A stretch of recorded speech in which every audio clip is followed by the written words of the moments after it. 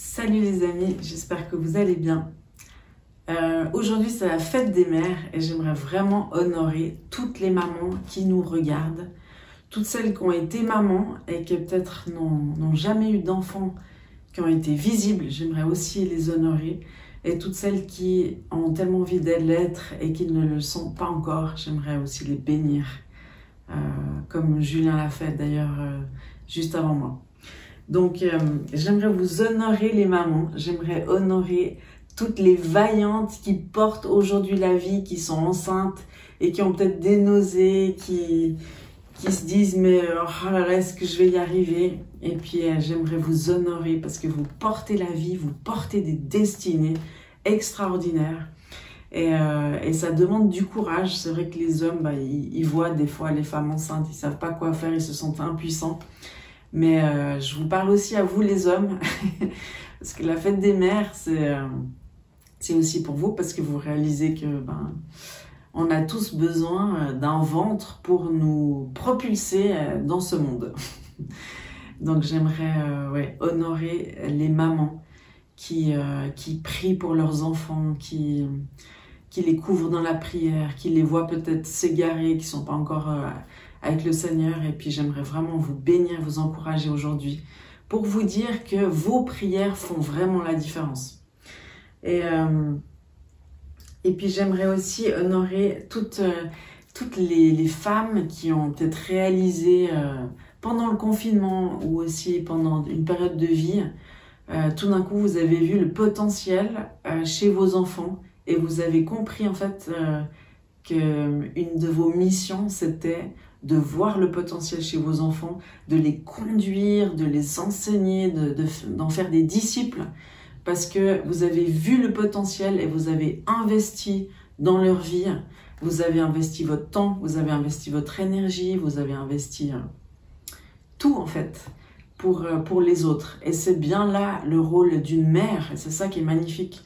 Le rôle d'une mère, c'est un petit peu un rôle caché, et c'est propulser les autres dans leur destinée. C'est se donner aux autres, c'est libérer la vie tout autour de soi. Donc c'est vrai que c'est important en fait d'avoir eu un changement de mentalité, comme dans Romains 12, 2. On dit mais ne vous conformez pas à la mentalité de ce monde, mais soyez renouvelés dans votre intelligence, parce qu'il faut être renouvelé dans son intelligence pour discerner quelle est la volonté de Dieu, ce qui est agréable, parfait, etc. Donc ça veut dire que pour investir dans ses enfants, pour prendre du temps pour eux, pour parfois renoncer à nos propres ambitions, eh ben, il faut avoir une intelligence renouvelée, parce que du coup, on investit, en fait, c'est juste qu'on se rend compte que notre mission, c'est investir dans l'autre.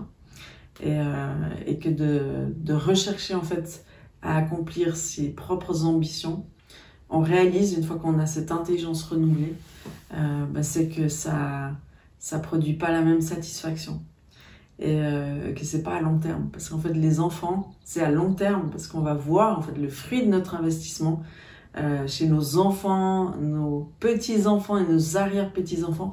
Et en fait il faut se rendre compte qu'on a comme une dynastie à charge, je sais pas comment dire, mais des fois c'est un peu genre, ça fait flipper. Mais c'est la vérité. Et puis j'aimerais vous encourager, vous les mamans, mais aussi les papas, parce que je les inclus. Il faut des pères et des mères pour faire ce monde. Donc là j'encourage les mères, mais je pense aussi aux maris qui sont à leur côté, ou à Jésus qui s'est fait époux pour pallier au manque des époux et au manque des pères. Alors le psaume 126 au verset 5 dit ceci: « Ceux qui sèment avec larmes moissonneront avec chant d'allégresse. »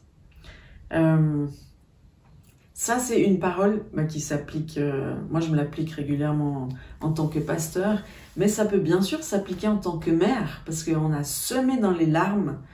Quelle mère n'a pas pleuré devant son impuissance face à l'éducation de ses enfants, ou face à l'impuissance de pouvoir, je sais pas, partager, enseigner, essayer, enfin, tout d'un coup on craque, quoi. Hein, je pense que vous êtes comme moi, et moi je suis comme vous. Mais il y a une promesse, si on sème dans les larmes, c'est-à-dire que dans cette intention de vouloir faire des disciples et dans cette intention de récolte, c'est-à-dire je sème parce que je sais que je vais récolter, ben celui qui sème dans les larmes, il va récolter avec joie. Donc je vous encourage à persévérer et à avoir une vision, à avoir le but, l'objectif de tout ce que vous faites aujourd'hui, que ce soit pour vos enfants, pour votre famille, etc. Et le psaume qui est juste après, le psaume 127, c'est intéressant de voir qu'ils se suivent. Au verset 3, s'écrit « Voici, des fils et bien sûr des filles sont un héritage de l'Éternel. Le fruit des entrailles est une récompense. » Donc, c'est vrai que ça va à l'encontre de la mentalité de ce monde parce qu'aujourd'hui, quand on annonce une nouvelle grossesse à notre gynécologue, elle ne manque pas de dire, surtout si on a déjà quelques enfants, alors est-ce que vous le gardez? C'est une bizarre question. Hein. Une question bizarre. Hein. Surtout quand on lit la parole de Dieu qui nous dit que c'est un héritage de l'Éternel et que c'est une récompense. Est-ce que vous voulez garder votre récompense? Ouais! Je veux la garder, je veux m'en emparer parce que c'est le cadeau que Dieu me fait. Parce qu'il sait comment il m'a créé en fait. En tant que mère, il sait que ma plus grande satisfaction, elle est dans mon investissement avec mes enfants et de voir le fruit de mes entrailles rentrer dans la destinée qui est programmée sur leur vie. Il n'y a pas de plus grande satisfaction en tant que mère. Donc c'est la fête des mères et moi j'honore toutes les mamans. Et puis j'aimerais vous rappeler en fait que quand vous êtes enceinte, quand vous avez accouché aussi, mais quand vous êtes enceinte, vous portez une destinée. Puis c'est la surprise, on ne sait pas quelle est cette destinée. Mais je pense à toutes les mamans dans l'histoire qui ont engendré Sarah, qui a engendré Isaac de manière totalement surnaturelle. Anne qui a engendré Samuel aussi de manière surnaturelle. Donc ça donne une espérance à toutes les femmes stériles. Il y a Jochebed, on n'a jamais entendu son nom, parce que Myriam, c'est pas la mère de Moïse, c'est sa sœur. Jochebed, c'est la mère de Moïse qui a été courageuse et puis qui a sauvé son fils de la mort certaine qu'avait déclaré Pharaon sur tous les enfants juifs mâles. On se rappelle bien sûr de Marie, la mère de Jésus, Élisabeth, la mère de Jean-Baptiste. Et toi, la maman de tes enfants qui a une destinée extraordinaire certainement. Donc ton appel en tant que mère, c'est d'engendrer des destinées, c'est de libérer tes enfants dans leur appel, c'est de prier, c'est d'intercéder, c'est de prophétiser la vie. Tu as une puissance dans ta bouche quand tu es une femme. Souvent on dit les femmes elles parlent beaucoup, les femmes elles murmurent, elles médisent. Mais l'appel premier de la femme, ça c'est juste une petite perversion, un détournement de la cible que Dieu a prévu dès le commencement. C'est que la femme est appelée à porter la vie, non seulement dans ses entrailles, dans son cœur, mais dans sa bouche aussi. Parce qu'on a une puissance dans notre bouche. Vous connaissez le proverbe qui dit « La vie et la mort sont au pouvoir de la langue ». Et puis nous, on est appelés à discerner la destinée de nos enfants ou des enfants spirituels que Dieu nous accorde. Et puis à décréter ce que Dieu dit du ciel sur la terre, et puis il utilise la bouche souvent des mères pour libérer les enfants dans leur destinée. Donc j'ai parlé dans une vidéo de la femme qui était comme l'arme secrète de Dieu. Secrète parce que souvent elle est cachée, elle fait un peu du travail en souterrain, mais c'est un travail juste fondamental, essentiel. Donc la femme, l'arme secrète, bien sûr qu'elle est efficace et puissante quand elle est restaurée, guérie et délivrée par Jésus. Enfin, délivrée par Jésus. Quand il y a tout un travail de transformation que Jésus a opéré dans la femme, là, elle devient redoutable.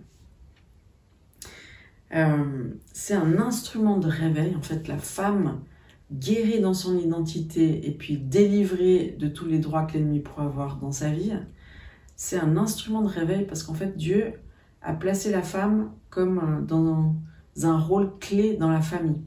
On dit souvent, si maman est de bonne humeur, ben, tout va bien, il y a une bonne atmosphère dans la maison. Mais si elle va pas, si elle est dépressive, si il y a quelque chose qui va pas avec la mère de famille, c'est toute la famille qui va pas. Donc on a un rôle clé en fait, et puis c'est comme ça que Dieu a établi les choses. L'homme a un rôle différent, la femme a un rôle différent.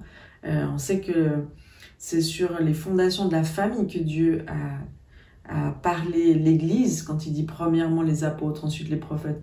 Il y a un ordre comme ça dans l'Église, mais comme le royaume de Dieu est toujours calqué au modèle de la famille, il y a aussi un ordre dans la famille. L'homme dans la famille, il est responsable de sa famille, il est placé en autorité, c'est-à-dire en responsabilité. L'autorité, c'est une responsabilité. Donc il doit pourvoir aux besoins de la famille, protéger sa famille, s'assurer que tout le monde a ce dont ils ont besoin. Et puis la femme, qui normalement passe le plus de temps dans la famille, c'est comme ça que c'était prévu pour que la vie puisse circuler dans la famille. Donc la femme, c'est un peu la garante de l'atmosphère, c'est la garante de l'harmonie dans la famille. Et puis c'est un sacré job. Mais c'est important en fait de comprendre que c'est notre rôle. Donc c'est pour ça que quand il y a une mauvaise ambiance à la maison, quand il manque des enfants, tout ça, ben ça frustre la mère de famille parce que c'est dans ses gènes de rassembler, de poser une bonne atmosphère, même dans les détails, de faire une belle déco, que ce soit bien rangé. Donc faut pas non plus aller dans l'extrême. Et puis voilà, il y a toujours le revers de la médaille, on va dire. Mais c'est important de comprendre notre rôle. Comme ça, on ne va pas attendre que notre mari accomplisse notre rôle si on comprend bien qu'on est différents mais extrêmement complémentaires et qu'ensemble, ça fonctionne. Normalement, ça fonctionne. Donc, j'aime bien le psaume 68. Vous l'avez certainement entendu dans des conférences pour femmes et tout ça. Le psaume 68 au verset 11, ça dit « Le Seigneur dit une parole et les messagères de bonnes nouvelles sont une grande armée. » Donc, on voit, ça parle de la femme, messagère de bonnes nouvelles. Ça parle du Seigneur qui dit une parole. Et puis, il y a cette proximité entre le Seigneur et ces femmes dont ce psaume parle. Il y a quelque chose qui s'est passé, en fait. Il y a un amour, il y a une proximité, il y a une intimité, et puis il y a une influence, il y a une soumission, on voit. Et ce Seigneur qui dit une parole a transformé ses messagères pour qu'elles aient une bonne nouvelle à déclarer. Et puis elles forment une grande armée. Une grande armée, c'est redoutable. Ça parle de combat spirituel, et puis donc ça fait peur à l'ennemi. Donc comment une femme, elle en vient là? Moi, j'aime bien l'histoire de Marie-Madeleine ou Marie de Magdala. On peut le lire, son histoire, dans Luc 7 au verset 36. Vous pourrez lire tout ce passage. En fait, vous vous rappelez certainement, c'est cette femme qui a été délivrée de 7 esprits mauvais, quand elle a rencontré Jésus, elle a été transformée, elle a reçu sa valeur. Jésus, c'est celui qui a rétabli la valeur de la femme comme jamais dans l'histoire. Non seulement dans l'histoire de l'Église, mais aussi au niveau de la société. Il est juste extraordinaire. Jésus remet la femme à sa place dans sa valeur. Il prend le temps de l'enseigner. Ça, c'était genre interdit dans le monde religieux. Il prend le temps de l'enseigner, de la rétablir dans sa valeur et de faire d'elle, comme il a fait de la Samaritaine par exemple, la prophète, enfin celle qui a annoncé la meilleure nouvelle de tout le village. Et d'ailleurs, c'était une évangéliste redoutable parce qu'il y a plein de monde qui s'est converti à Jésus suite à la bonne nouvelle qu'elle a déclarée. Mais Marie de Magdala, c'est celle qui a débarqué chez Simon le pharisien, donc ce pharisien tiré à 4 épingles. Et donc il avait invité ce pharisien Jésus, parce que les pharisiens ils voulaient entendre parler de Jésus, parce que Jésus il était juste redoutable au niveau théologique et surprenant. Donc c'était intéressant de l'écouter en tant que pharisien, docteur de la loi.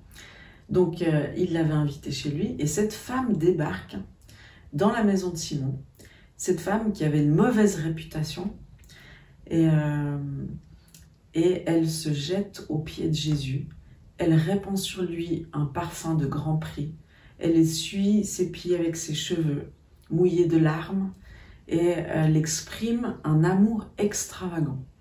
Donc on voit en fait l'effet que Jésus a eu sur cette femme, il a juste radicalement transformé sa vie.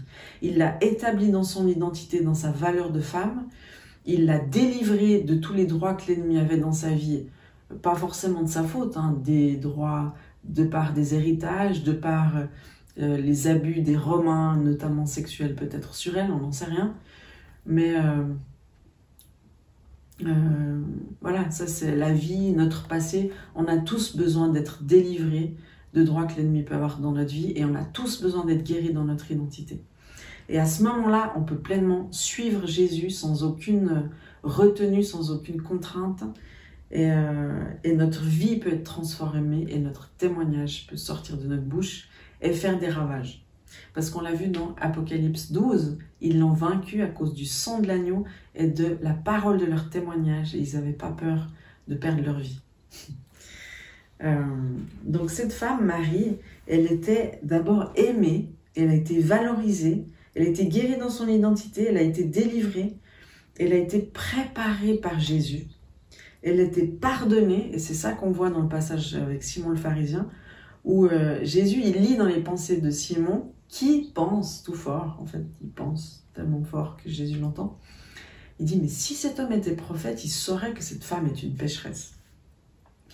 Et puis Jésus, il lui fait cette parabole des deux débiteurs, où il dit, mais il y en a un qui doit beaucoup d'argent à un tel, l'autre beaucoup moins d'argent, et puis le débiteur, il efface les dettes, et vous pensez que ce sera lequel le plus reconnaissant? Puis bien sûr, c'est celui qui doit beaucoup d'argent. Et il fait un parallèle avec le pardon. Il explique, c'est ceux qui ont été beaucoup pardonnés, qui aiment beaucoup. Et puis donc il fait référence à Marie de Magdala, qui a été beaucoup pardonnée et qui maintenant aime, son amour est extravagant pour le Seigneur. Et elle est entière, elle est soumise, elle a tout donné, ce qu'elle avait de plus cher, ce parfum de grand prix. Elle a suivi Jésus, c'est devenu une de ses disciples. On oublie souvent de parler d'elle comme ses disciples, mais elle l'a suivie. Elle était là alors que plein de disciples avaient abandonné la course. Elle était là à sa mort et c'était la première qui était là à sa résurrection. On parle encore d'elle, d'ailleurs, dans le passage dans Luc qui s'écrit, on parle encore d'elle aujourd'hui. Et pourtant, elle n'avait pas grande réputation, c'était pas une star, si on peut dire ça comme ça, mais elle a marqué l'histoire. Et en fait, elle a préfiguré l'épouse que Jésus vient rechercher. Donc, on entend Jésus revient bientôt, mais on oublie que Jésus, il revient chercher son épouse sans tache ni ride, son épouse folle d'amour, qui a tout donné pour le suivre, qui est prête à tout pour lui. Et ça, c'est l'Église. Et donc j'aime bien ce parallèle. Aujourd'hui, c'est la fête des mères. Je rappelle le rôle de la femme. Je rappelle, souvent ça perturbe les hommes qui disent l'Église, c'est l'épouse de Christ. J'ai du mal à m'identifier parce que ça parle de femme. Mais c'est cette Église que Jésus vient rechercher. C'est une Église qui n'a plus la crainte de l'homme, qui n'est pas dans un système religieux, qui est passionnée d'amour par Jésus, qui connaît Jésus et qui a été connue par lui. Et elle a été transformée par lui. Elle est d'une reconnaissance extraordinaire. Elle n'a peur de rien. C'est cette Église que Dieu est en train de créer. Et puis j'aimerais vous laisser avec cette réalité. C'est qu'on est dans les derniers temps. Jésus, il est en train de préparer son Église. On ne l'a pas encore vu se manifester dans sa plénitude, en fait, cette Église. Elle va passer par différentes épreuves. Déjà, Dieu, il est en train d'unir cette épouse, parce qu'elle est une épouse. Donc, il n'y a pas de dénomination. Alors, quand je dis dénomination, je ne dis pas religion, hein, je dis bien dénomination. C'est-à-dire ceux qui confessent Jésus-Christ comme étant venu sur terre en tant qu'homme, qui est pleinement Dieu, pleinement homme, qui est mort et ressuscité, et qui a envoyé son Saint-Esprit, qui a dit à ses disciples « Attendez à Jérusalem avant avant d'aller dans toutes les nations faire des disciples, attendez d'avoir reçu le Saint-Esprit. Donc c'est cette épouse qui est remplie du Saint-Esprit, qui est une, indivisible, unie de cœur et d'esprit. Et c'est important de comprendre en fait que chaque fois que Dieu il est en train de préparer quelque chose de saint et de très puissant, l'ennemi va toujours créer un mouvement factice, c'est-à-dire qui ressemble à ce que Dieu va faire, veut faire ou est en train de faire, mais qui ne l'est pas. Et puis ça, dans tout le livre de l'Apocalypse, ça nous est parlé de séduction en fait, une grande séduction, où même les élus seront peut-être séduits eux-mêmes. Et j'aimerais vous dire en fait que l'ennemi prépare aussi une espèce de pseudo-église, pas unie dans l'esprit confessant Jésus seul, mais unie sous toutes les religions, même les non-religions, parce que l'humanisme, on peut dire que c'est comme une religion, et c'est déjà en train de se faire, et ça va être de plus en plus difficile pour nous de discerner entre le vrai du faux. Donc, comme je vous ai parlé de ce passage dans 1 Jean 4 au verset 1, qui dit « Bien-aimés, n'ajoutez pas foi à tout esprit ». Ça veut dire ne croyez pas tout ce qu'on vous dit. Mais éprouvez les esprits pour savoir s'ils sont de Dieu. Car plusieurs faux prophètes sont venus dans le monde. Reconnaissez à ceux-ci l'Esprit de Dieu. Tout esprit qui confesse Jésus-Christ venu en chair est de Dieu. Et tout esprit qui ne confesse pas Jésus n'est pas de Dieu. C'est celui dans l'Antéchrist dont vous avez appris la venue et qui maintenant est déjà dans le monde. Et donc, comment en fait discerner le vrai du faux? On avoue, vous pourrez lire jusqu'à la fin hein, ce passage. Donc, c'est important déjà de comprendre que notre foi, elle est basée sur la parole de Dieu, qui est la Bible. La parole de Dieu, elle ne change pas, elle est la même. Donc, c'est important de la connaître. C'est important de connaître la parole de Dieu. Et puis, dans la parole de Dieu, dans l'évangile de Jean, c'est quand même écrit noir sur blanc que Jésus, c'est le chemin, la vérité, la vie, et que nul ne vient au Père que par moi. Donc déjà, on sait que seul Jésus est le chemin vers le Père. Seul Jésus-Christ de Nazareth. Pas d'autre. Dans Apocalypse, c'est aussi écrit, on va vous dire, il y a un Jésus qui est là, il y a le Christ qui est là dans le désert, dans les chambres. N'y allez pas, parce que quand Jésus reviendra, ce sera à la vue de tous, de manière très surnaturelle dans les airs. Ce ne sera pas sur terre comme il est déjà venu une fois. Donc, c'est important de connaître la parole de Dieu. Et puis de discerner ce qu'on me dit, là, qui a l'air très séduisant, que toutes les religions sont les mêmes, qu'ensemble on peut tous prier ensemble pour le bien de l'humanité, pour la paix sur terre. C'est important de comprendre que Jésus, c'est le prince de la paix. C'est comme ça qu'il est décrit. Et puis en fait, il explique Jésus que quand il vient dans nos vies, il vient pas forcément amener la paix, mais il vient amener l'épée. Une épée qui tranche.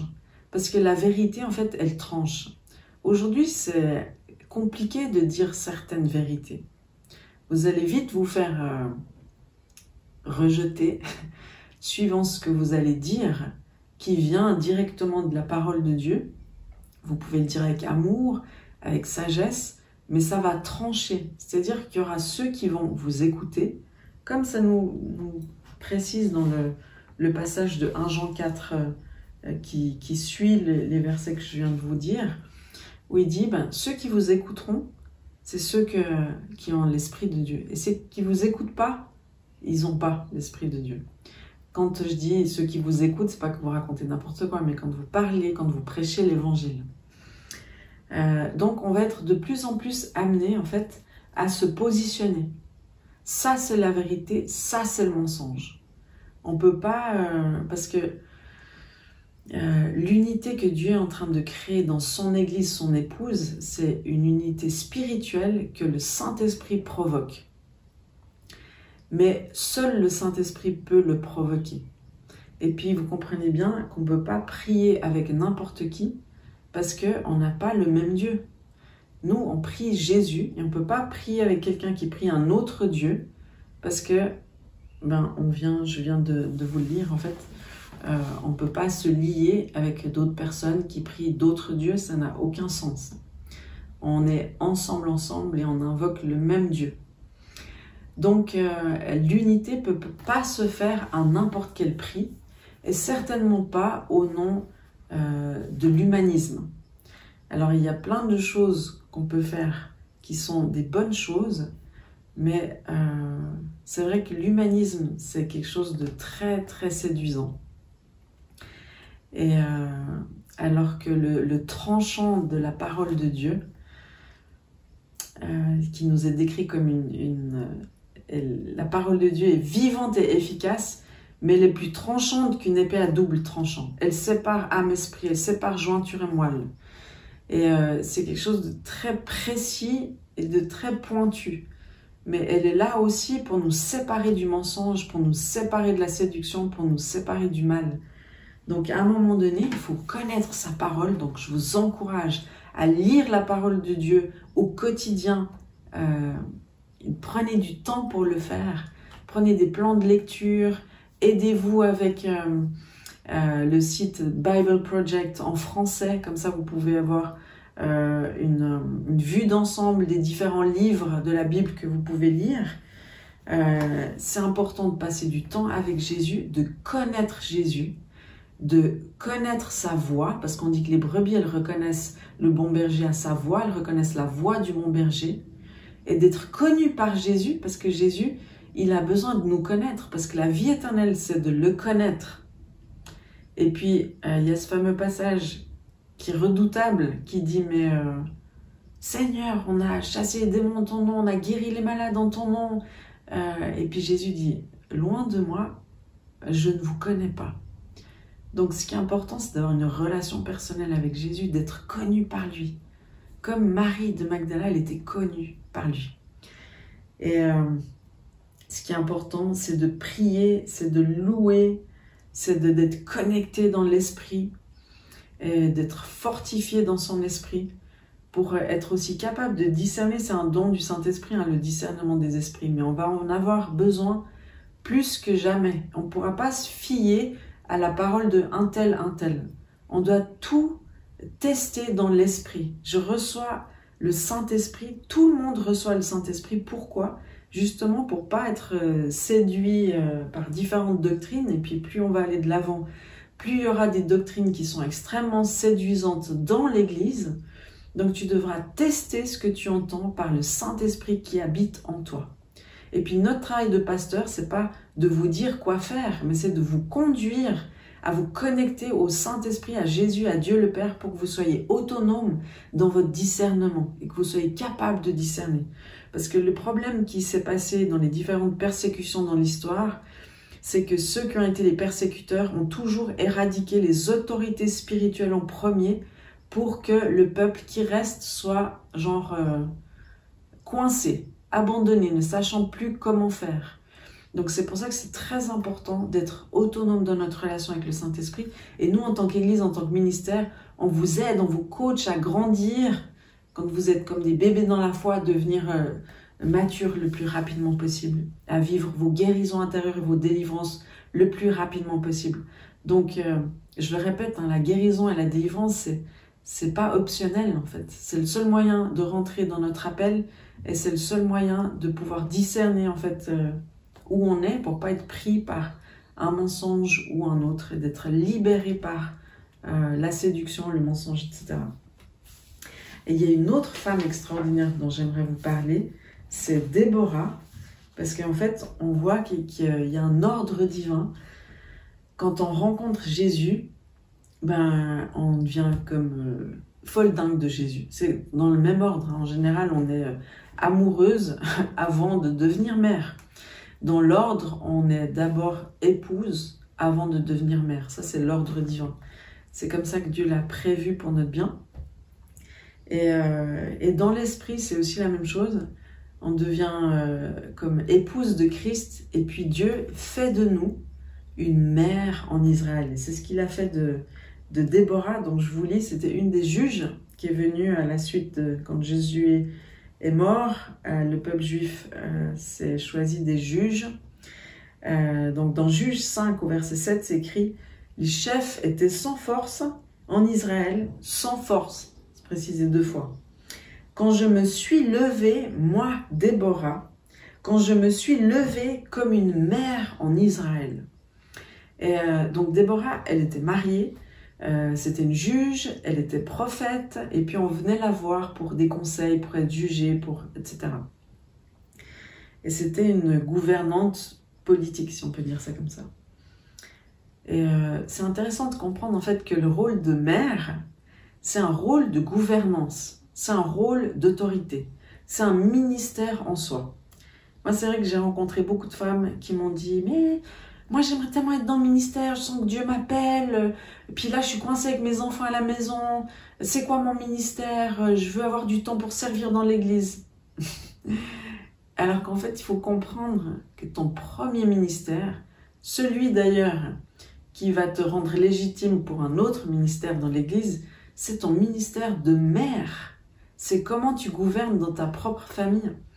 Et il y a cet ordre qui est bien décrit dans le livre de Timothée, où en fait tous les rôles ministériels dans l'Église ont un seul critère, c'est la façon dont je gouverne dans ma famille. Est-ce que je sais tenir mes enfants dans l'obéissance? Est-ce que je les éduque? Est-ce que j'en fais des disciples premièrement dans ma maison? Est-ce que je suis sobre, c'est-à-dire pas donner à l'alcool? Est-ce que j'ai qu'une seule femme? Est-ce que je suis intègre?